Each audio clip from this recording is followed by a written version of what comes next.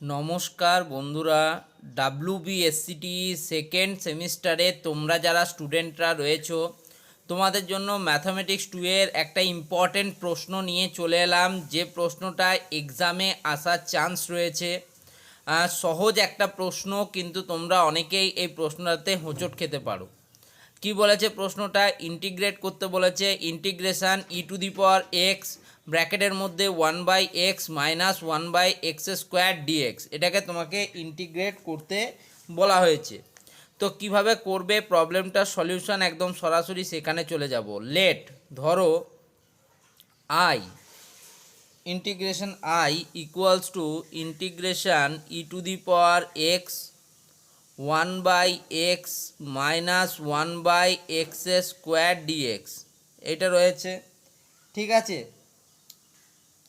Late ধরি, আবার কি ধরবো আমরা? Let Z equals to, Z আমরা ধরছি Z equals to e⁴x into 1/x যদি হয়, তাহলে আমরা এর ডিফারেন্সিয়েশন করব ডিজেড বাই ডিএক্সের রেসপেক্টে। তাহলে e⁴x যেমন e⁴x আছে ওরকম থেকে যাবে। 1/x এর ইন্টিগ্রেশন হয় তোমার কিন্তু 1/x এর ইন্টিগ্রেশন হবে মাইনাস 1/x স্কোয়ার। ঠিক আছে, তাহলে আমরা এখান থেকে পেয়ে যাব dz by dx equals to e⁴x into 1/x minus 1/x square.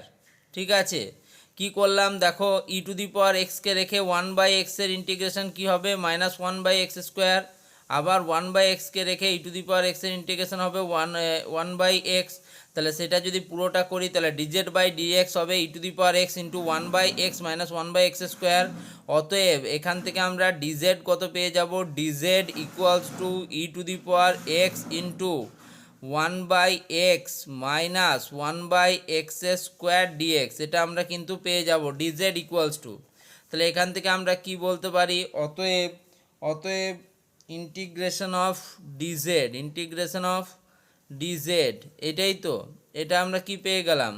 Integration DZ সমান সমান e⁴x 1/x minus 1/x square dx. তাহলে integration of DZ equals to Z plus C. Z আমরা কাকে ধরেছিলাম? e⁴x into 1/x, e⁴x into 1/x plus C. অতএব e⁴x by x plus C, এটাই হচ্ছে আমার কিন্তু সলিউশন। ওকে।